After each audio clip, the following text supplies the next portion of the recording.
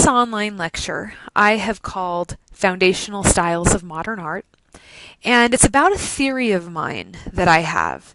And this theory is that there are three foundational styles of modern art. Three styles that developed in the earliest years of the modern period. And it is from these three styles, one of these three styles, that all subsequent modern art styles develop. That any modern art style that you can think of, you can trace its development back to one of these three foundational modern styles. I find that this theory really can help people to understand the development of modern art. So, we start with our first of the three foundational styles of modern art, and that is Romanticism. Now, Romanticism was a style that originated in France, and we're seeing this originating in the early to mid 1800s. And it was a style that had international popularity, so we're not just seeing this style in France. We also see it in England. The painting that you see on the screen here, this is actually an example of English Romanticism. And Romanticism had very popular iterations of the style in America as well. So all over Europe as well as America, people are loving Romanticism. Now, some people argue that Romanticism has its origins in literature, that it first and foremost began as a literature style and then was later adopted as a visual art style. And this is actually a common origin of a lot of art styles, that it has its origins in literature. Now, what happened was there was a type of literature that was being produced at this time, and this was literature that was very dramatic, it was very fanciful, and it was a type of literature that actually was banned by Napoleon, which is, of course, making it more appealing. Now everyone wants to read it. And this literary genre, this literary style, helped to develop the conceptual focus of the Romantic visual art style. And this is the second point on this list here that I have. With the concept of Romanticism, it's really focused on this idea of being dramatic, of focusing on the intuitive, using imagination. And this was very much in contrast to a lot of the thought processes of the time, particularly in France, that were really instead privileging rationality, considering things using evidence, a lot of thoughts that were brought about by the Enlightenment. And this was definitely a counterpoint to that, where people were trying to think more internally and subjectively rather than looking at fact and objective reasoning. Now, in terms of stylistic characteristics, this does play out in very dramatic ways. Now, looking at this painting, you might think, well, this doesn't look very dramatic. Instead, it looks very calm and very restrained. The drama actually comes in the ways in which the artist John Constable has really idealized this landscape. And it actually, if you really look at it, it is a dramatic painting. You have this large sky that is filled with these dramatic representations of clouds that are billowing, and they provide this nice contrast between the white of the cloud, the blue of the sky. You have this vast expanse of landscape, and it's landscape that has been untouched by man relatively. Yes, we have a cottage, but this very nicely is integrated into the landscape in terms of its form as well as color. Here you have this man who's, driving his cart down the river, cute little doggy, looking on from the shore. Just a really beautiful and peaceful interaction between man and nature. And this interaction between man and nature, this is a common theme that we do find in Romantic art. And of course, we see this in different ways. This is a very peaceful coexistence between man and nature, but you can look at other really well-known Romantic paintings, and they can be very dramatic in the sense that man has a tumultuous or almost violent relationship with nature. So it can kind of change. Now, the other thing that we had been talking about was this idea that Romanticism is really looking at imagination. And again, it might not seem that this is a very imaginative piece, but actually it is. Constable is using his imagination here because what he's doing is he's creating an almost nostalgic view of the landscape and a nostalgic commentary on the relationship between man and nature. 1821, we start to get into the thick of the Industrial Revolution, which really has changed man's relationship with land. He is kind of becoming distanced from nature because we have all of these urban city centers that people are moving to. We begin to have factories that are beginning to populate the landscape, and he presents to us in this painting this landscape that is untouched by any of that. Even though in 1821 we're seeing a very, very extensive development of the rural landscape where we're starting to have factories and things like that being added to the English countryside. So this is imaginative in that his painting conveniently erases the industrial encroachment upon the landscape. So man versus nature, this is very common. We also have dramatic representations of history, which I'm not going to show you in this lecture. And we do also have, which I am going to show you in the next image, is a focus on the exotic. Also not seen, but something that we see with Romanticism, is sometimes it does incorporate some eroticism as well. Let's take a look at another Romantic image just to give you an idea of what this style is about. Fantastic painting, so dramatic. This is the Romantic drama that I was talking about by the incredible French artist Eugène Delacroix. Now, this piece here, Tiger Hunt, this is an example that I was telling you about, the Romantic approach to exotic images. Now, why would we see exoticism as part of the Romantic style? This actually comes back to Napoleon.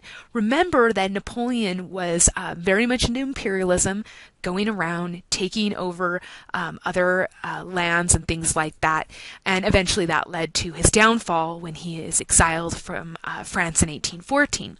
Now, don't forget that when Napoleon was going out and trying to take over the world, he did go to Egypt. And so this helped to create France's awareness of these foreign cultures that were so exotic, they were so different. And that exoticism certainly appealed to the imagination, which we know is an important part of the Romantic style. So here then again we have a very dramatic image, and it's dramatic in that, you know, you have this man and he's on a horse and that he's fighting a tiger and the tiger is going to bite the horse's leg. It's like this swirling of energy that kind of radiates vertically up the composition, a lot of sense of implied movement, this idea of strength. This certainly is another example of the relationship between man and nature. We have people kind of running around the corner, all kinds of really exciting action is happening here. Now, this is appropriate for a Delacroix piece. He uses painting to convey a belief that beauty resides in nature. And so he sees here, we see nature in terms of the landscape, we see nature in terms of animals, the relationship between man and animal, the idea of survival within the natural landscape. It's very fierce, and this idea of a fierce animal, this is very common in Romantic painting as well. So intense fighting between the man and the beast, it's dramatic, it's dynamic, a swirling motion of desperate struggle.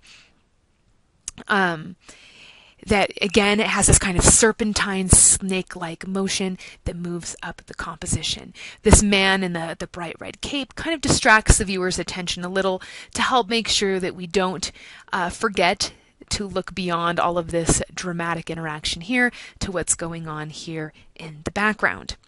Now, even the tiger, that was considered to be exotic. You know, tigers don't naturally live in France. The people with a darker skin color, with this more kind of like Middle Eastern dress, that was exotic as well. And you even have a Persian rug that's sitting here on the horse. Now, when we talk about Delacroix, one of his major contributions to art history is his use of color. And he looked at color, he looked at light, he tried to observe these very well, but it wasn't just simply objective observation being recorded into canvas. We can see that the color is used to enhance the dramatic appeal of this incredible painting. Oh, Delacroix. Amazing, amazing romantic painter. Now we move on to our second foundational style, which is realism. Okay, now with our first foundational style, Romanticism, okay, we're looking at dramatic artwork that is talking about the subjective personal experience, and we're looking at artwork that uses imagination. So subsequent modern styles, Expressionism, Post-Impressionism, Abstract Expressionism, these all inherently derive from Romanticism because those two are also works that are looking at the personal, emotional, subjective experience. It's a little bit different with realism. Realism is almost kind of like opposite of Romanticism, which is interesting because these styles did coexist in France.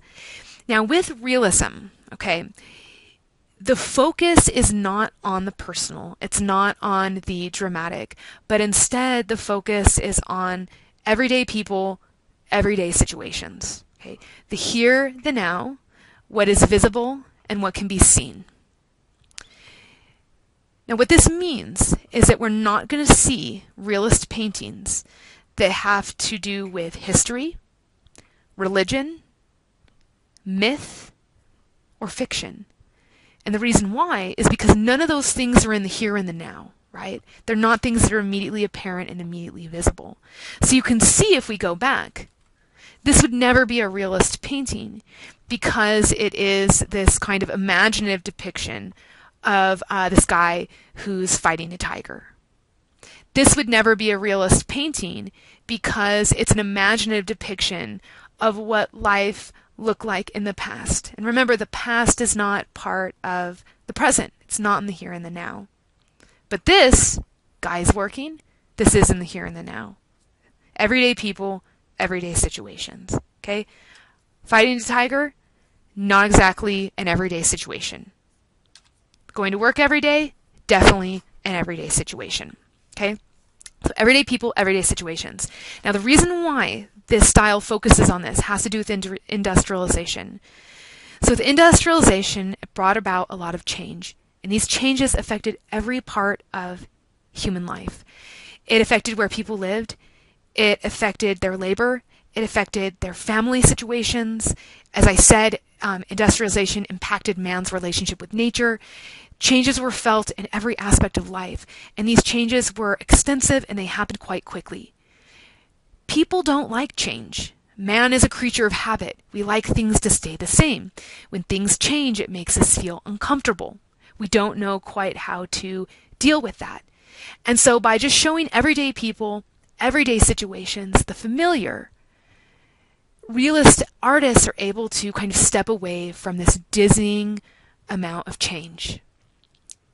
So in terms of stylistic characteristics, this is easy because they're images that are realistic as possible. Artists like Gustave Courbet would actually observe, look at a scene, like this one here. He would look at the clothes, he would look at the tools, he would look at the features of the topography, and he would painstakingly record those observations. This is not imagery that is coming from direct imagination. So, what we have then is we have, as I said, these two people working, old guy and a young guy. And Courbet has put them at the very front of the composition, the foreground, and has created this mountainous background that essentially blocks the viewer's gaze. We can't kind of wander around and get lost in the background. We are confronted and forced to look at this image of back-breaking labor. And this is not something that's romanticized. It's not idealized. So, hey Wayne, this is an idealized landscape. It's perfect. Too perfect. Too perfect to actually really be an accurate representation of landscape. Here, there is no idealization. It's very honest. The clothes are torn. They're dirty. He uses this color palette of browns and gray to convey the dirty nature of this task. There is nothing glamorous about this at all. Now, Courbet, he was a little bit political, and his work comes out of an overall 19th century trend of depicting working class laborers in art. Went really well with the realist focus, especially because this type of labor is not an industrialized type of labor. These are rural people, right? Rural, living out in the countryside, which, by the way, tends to be the focus of realism, rural scenes. So they're working out in the countryside. These guys don't work in a factory. In 1848, 1 year before the painting of Stonebreakers, there was a rebellion. Laborers were protesting what they saw as unfair labor conditions. They were asking for better working conditions, and they also were asking for a more equitable distribution of wealth, particularly in the context of property. Now, it was a rebellion that lasted 3 days, but unfortunately it was a violent one, and a lot of lives were lost. This was something that was very familiar to a lot of Parisians, which makes sense why Courbet would perhaps make an image such as this. As I said, this was what makes his work a little political, and this was something that the art establishment did not really feel comfortable with. They didn't feel that this is a traditional image that we would see in art, and that it was a little bit more political and a little bit too raw to be a good example of fine art, which of course, that's kind of a ridiculous idea. I think that this would more so be something that should be addressed in art because it's reflecting this really important social conflict that is happening in mid-19th century France. Now, in terms of foundational styles, how can we draw this back? So, any modern art style that has to do with everyday people, everyday situations that are shown in a very honest and realistic manner, those would be styles that would have their origins in realism. Not a lot of modern art styles have their foundation in realism because modern art focuses so much on abstraction. One style that comes to mind that's a good example would be pop art. Pop art relates back to realism because it's the most everyday situations possible. I also argue that the American styles of social realism as well as regionalism also can be traced back to realism as their foundational style as well. Now let's look at one more just to get an idea, and I'm actually showing you a photograph. And the reason why I'm showing a photograph is because most early modern photography can be directly tied to realism. Actually, I would argue that photography grows out of realism because photography is achieving the same aesthetic and stylistic and conceptual aims. The idea that photography in theory captured the world as it actually was seen at that moment in time in a very realistic manner. Theory, the camera doesn't lie. Now, photography has its origins in commercial and illustrative purposes. And one of the main commercial purposes of photography at the outset was portraiture. Portraiture was fantastic because it was something that was easily accessible to everyone. Prior to the advent of photography in the early 1800s, you see that that having one's portrait was really reserved for the wealthy because not many people could afford to have their portrait painted. But with photography, the portrait becomes democratized and everyone can have access, most people I should say, could have access to a portrait. Artists loved to take portraits because it allowed for them to make a living. So one really fantastic early modern photographer, one of the best in my mind, is Julia Margaret Cameron, who really did some great things with her photographs in terms of art, in terms of new approaches to the portrait. She specialized in portraiture, and what's amazing is that she was self-taught. She was not educated as a photographer. For her 48th birthday, her daughter gave her a camera, and then it just turns out she just happens to be one of the best portrait photographers of all of art history. She was known for her portraits of very well-known artists, philosophers, authors, Thomas Carlyle, whose image we see here, he was a very well-known historian. She also took photographs of scientists as well. Now, I think, if I can be honest here, and I hope that this doesn't confuse anyone, is that you can make a little bit of an argument that this is a realist image, but there is some romantic aspects to it. There is a drama here. She does create a close cropped photo, which gives us really nice up-close view of the physical details of Thomas Carlyle. That's realist, right? This is exactly how this guy looks. It's very honest. It's not really overly idealized. But what I think is a little bit romantic about her approach is she does blur the image a little, deliberately making it out of focus. It gives it kind of a softer quality, and you can see that she's extremely expressive in her use of light and shadow. Very dramatic, where part of Carlyle's face is partially within shadow, and then this nice sharp contrast with the very light. Some people argue that there could be some symbolism here, that the light could be used as a metaphor for Carlyle's intelligence and creative genius. I personally love that. We see that with the close cropped composition that brings his image close up to us, he has this very intense expression as though he's deep in thought. And this is another reason why Cameron's photograph is so fantastic, because portraiture, the point of it is to show what a person's like, and obviously physically what they look like. This is what he looks like, but really good portraiture will also show what someone's like in terms of their personality. And we get the idea that this guy is an academic, that he thinks a lot, that he's got this level of creative genius, and Cameron's able to achieve that really through expression and through her choice of light. And again, it makes for a dramatic image, and drama really is more romantic rather than it is realist. But I do want you to keep in mind that when we're really thinking about it, early modern photography, it does tend to be characterized as realist because it's everyday people, everyday situations.